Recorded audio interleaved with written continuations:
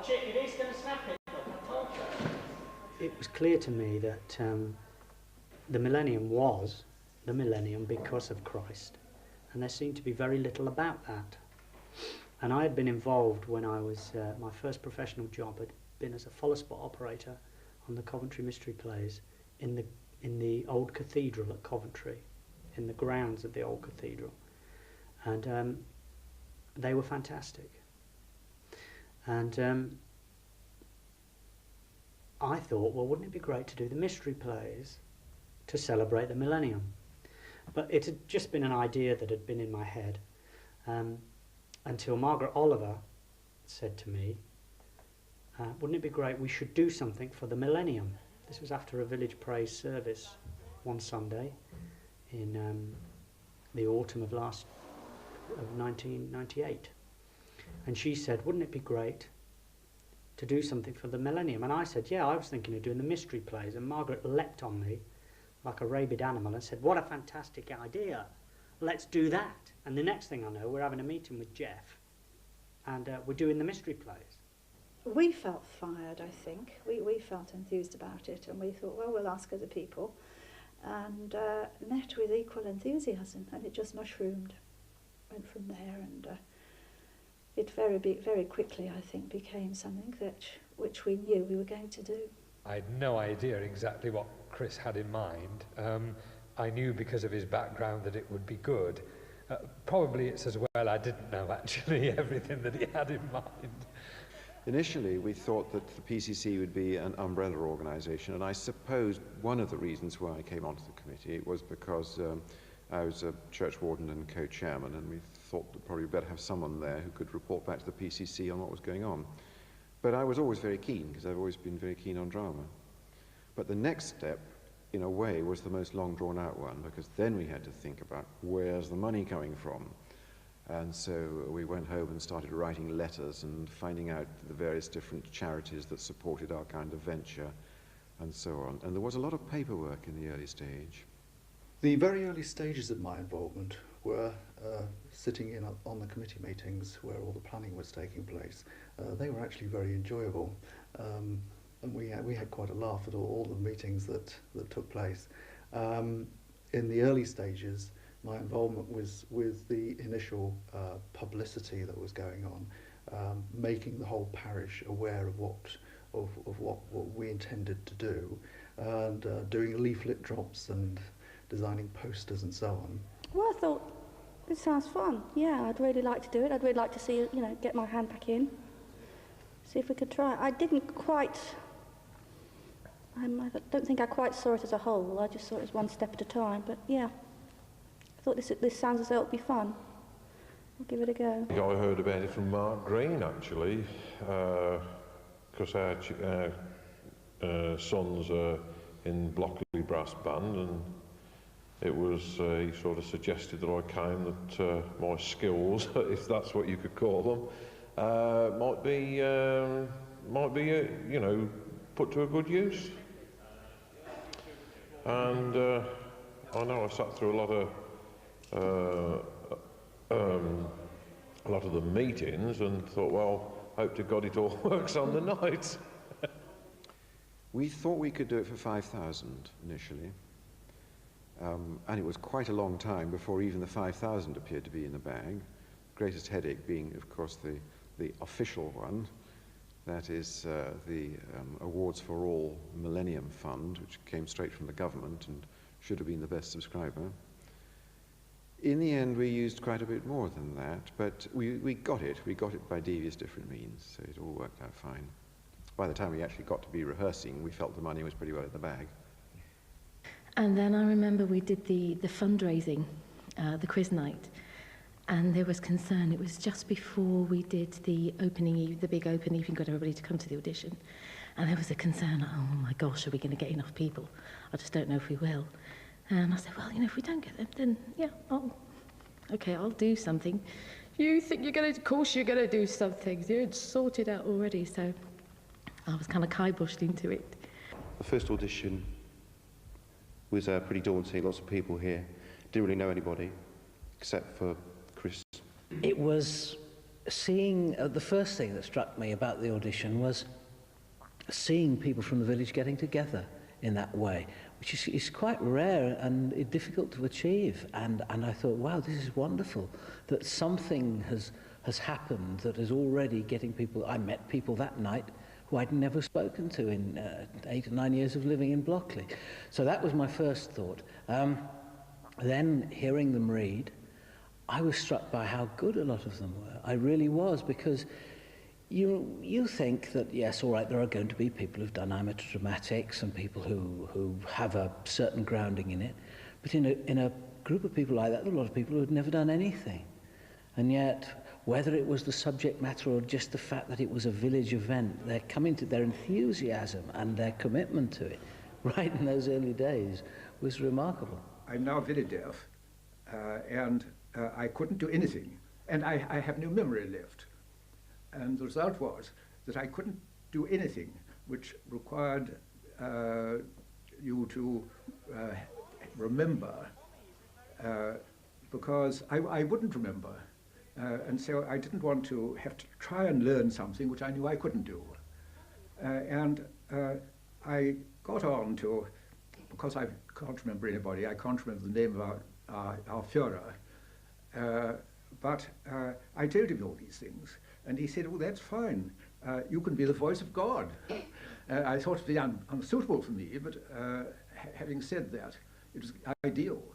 No work, don't have to attend any rehearsals, and you can just do it at your leisure. Well, we had the first read-through in here in September. I think that was in September. And there seemed then to be an awful lot of people. I don't know, did people drop out from then? We seemed to have a huge amount of people at that read-through. Overwhelmed, gobsmacked, really pleased to hear that I got the part. It's great, I was on cloud 9, it's just what I wanted. I just hoped that, well, at first I was, and then it started to dawn on me the following week or so. I thought, oh gosh, if I've got to do this, I've got to do the big one now. How do you portray this man? Everybody's got an opinion of what he should be like. The rehearsals started twice a week, evenings, which wasn't ideal, but I was willing to go along with it. It didn't cut into my life too much, but then suddenly it all changed to Sunday afternoons, which was a bit of difficulty because I have one of my daughters alternate weekends. But she came along and she thoroughly enjoyed herself, as all the kids and everybody seemed to. I thought it was going to be perhaps 4 hours on a Sunday afternoon. I thought it was going to be a long haul. But as it happened, it was great fun, and very quickly people started to get to know each other. You know, there were wonderful things going on in the back room as well as the rehearsal room. We've got people helping each other with lines and, you know, showing them where the tea and the coffee were. We've got a very good crossword team going. Brian was ever hopeful that he was going to win the, you know, the crossword with all the help he was getting. But the rehearsal process was really very interesting, because you were taking people who actually, normally when I've watched actors in rehearsal, they've got, that's their business, you know, they can get up there and they act, that's what they do. But most of the people we were working with didn't actually have that presence that comes so naturally to actors. And I think they've all got it now, actually. And I've heard some really positive things about them and how that, you know, various people must have had experience because they were so good. And a lot of them I know had no experience whatsoever. Brian Oliver asked me in the car yesterday if I thought I could still remember, and I gave mine a run through because it's such an investment of time and energy. You want to hold on to it, and I believe Paul spent most of the day running through Christ, which is an enormous part, and managed it. Well, I haven't done anything in the theatre since I was at university, which is about 35 years ago, so it was a bit of a gamble. I don't think I'd learnt anything off by heart for as many years. I think one of the worst things was learning the lines because they were so fragmented and we had lots of little scenes rather than huge scenes, and I was still getting them mixed up on the last night. Initially I thought, gosh, how am I going to get my head around these words, because obviously, you know, you're speaking in a way other than a normal way, but obviously it's very meaningful once you start getting into it. I remember after, I think, the second rehearsal, being overwhelmed by the talent in the room. And also, I came to realize the enormity of the project. I think when I signed up, I didn't realize it was going to be quite so ambitious. And I thought, what on earth am I doing here? I think there was a bit of a controversy over the new crucifixion scene because it had brought in an element of some quite sick and black humour and comedy. And people weren't very sure about this, I mean, because of how important that scene is, but I think it did work in the end. And that juxtaposition between sick humour and what was actually being done to this man really worked. People were a little bit alarmed, I think, but I thought it was very good how this was democratically resolved very quickly before anyone got anxious. And it was, you know, everyone's opinion was sought, and a happy medium, you know, was reached, and we moved on. That was one of the learning curves for everyone, I think. The fact that you must not be late, you must be there when you say you'll be there, and you must know your lines when you say you'll know your lines, and things like that that are fundamentally important if you're going to be doing things like this. And I can remember one rehearsal, we rehearsed Act 1 and it was fabulous, and everybody went home saying, this is it, this is going to be great. And the next week we rehearsed Act 2. It was the middle of December. It was quite late on in the proceedings, and we did a dress rehearsal of the second act. And I wouldn't be overstating the case to say it was a disaster. And I personally went home in tears and said that I couldn't do it anymore. I was pulling out, that I just didn't want to have anything to do with it. It was just too awful. It just fell to pieces on several occasions, and it's meant to be a dress rehearsal. It just sort of ground to a halt, and I had to come on and say, right, start again, you do that. I mean, it was shambolic. And actually, that Sunday afternoon, I couldn't ever see a way that we were going to get it together. That was definitely the darkest moment, I think. And I thought, oh dear. And I don't really know to this day how we pulled that second act round, because when the performances happened, there was no qualitative difference between the first and the second act. You couldn't have said, oh, that's a bit under-rehearsed. When it came to it, it was fantastic. I think it's possibly true that the fear engendered by that did us all a lot of good.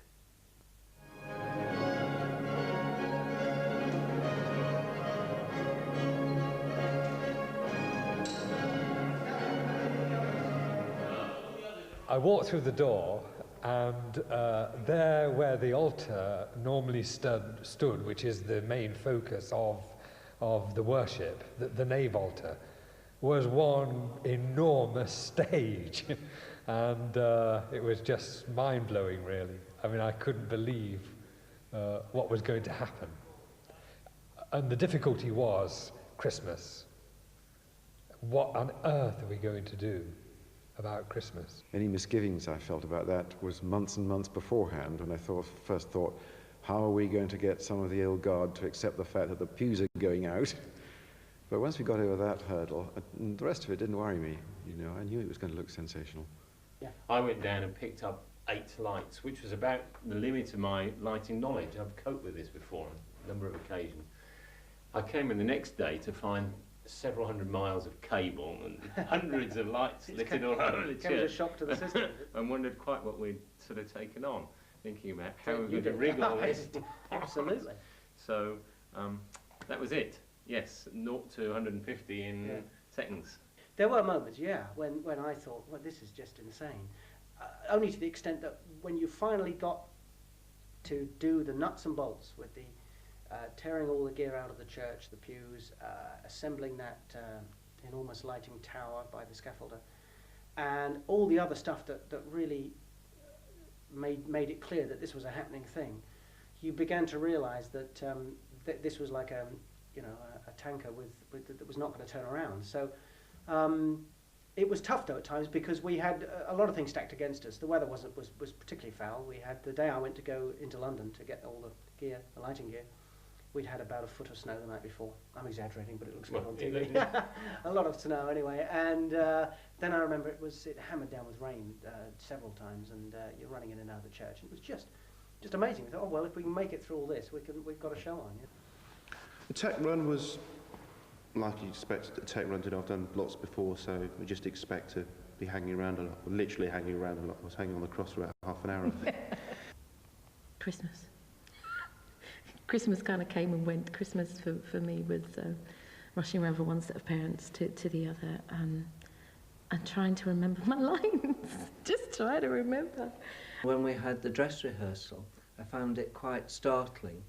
And as we built up the audience from a few at a time till the audience got larger, I found this quite difficult.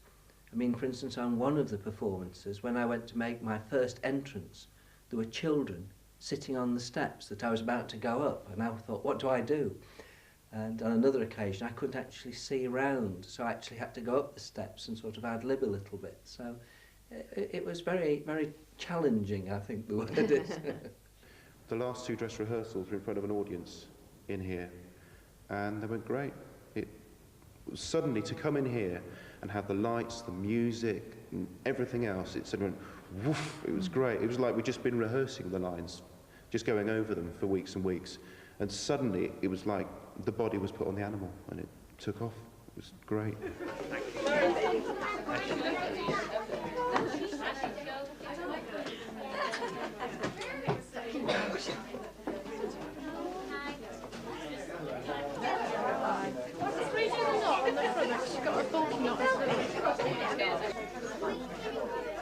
First night was very nerve-wracking, wasn't it? It was, will everything go right? Will anybody miss their cues? Everybody was, oh my god, oh my god, oh my god. Sitting backstage in the cold out there, wondering what was going to happen next. I think we'll always remember, you know, the words, hello, hello, whenever we see each other. And we could never get it right, and we still got it wrong, I think, at least 2 nights out of 3. Mainly my fault. The other thing I remember is being caught 3 times in my bra by the vicar. While you were in the change rooms, the adults didn't sort of ignore you, they did let you join in, and that was really nice. But also there were a couple of children there, and that was nice as well.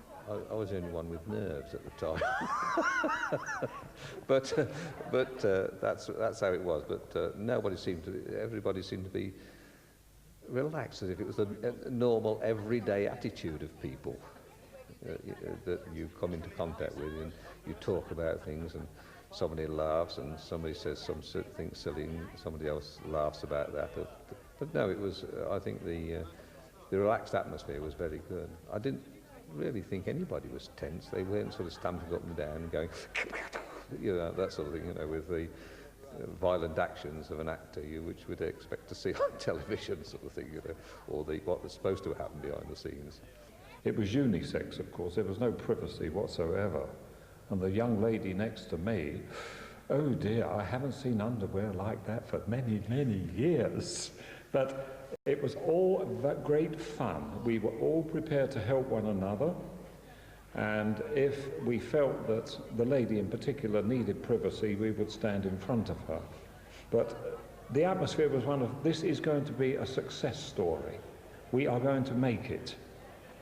And we did. We used to remind each other that, isn't it time you left to get onto the stage or at the door or wherever. It was a very, very good atmosphere. Don't do any more than you did last night. It worked last night. So it was really quite moving being in there, just thinking I'm part of this play and it's really good. And I thought it could go 2 ways. It could have either been successful and good and something to be proud of, whereas, and I have been involved in them in my lifetime, it could have been a huge flop, and we could have been ridiculed, really, but it's a risk we had to take. And thankfully, I think it all turned out really well. I'm very proud to have been involved in it.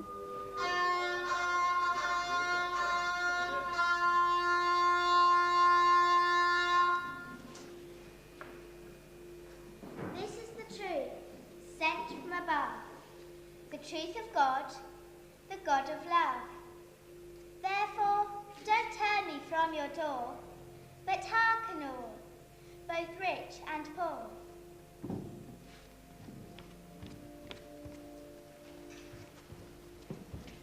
The first thing which I do relate is that God did man create. The next thing which to you I tell, woman was made with man to dwell. And we were heirs to endless woes, till God the Lord did interpose. And so a promise soon did run, that he would redeem us by his Son. And at that season of the year, our blessed Redeemer did appear, and here did live, and here did preach, and many thousands did he teach. Thus he in love to us behaved, to show us how we might be saved. And if you want to know the way, be pleased to hear what he did say. 'Twas a long time ago, when the world could not see, and the Lord God said unto me, Angel Gabriel, go thee into the country of Galilee. The name of St. Nazareth is known to have made, wedded to a bearless seed, of whom the name is Joseph. The name of the noble maid is Mary. Say that she was without well and full of grace, and that my son shall be born. And if she asked how it might be, tell her the Holy Ghost shall work all this. She shall be saved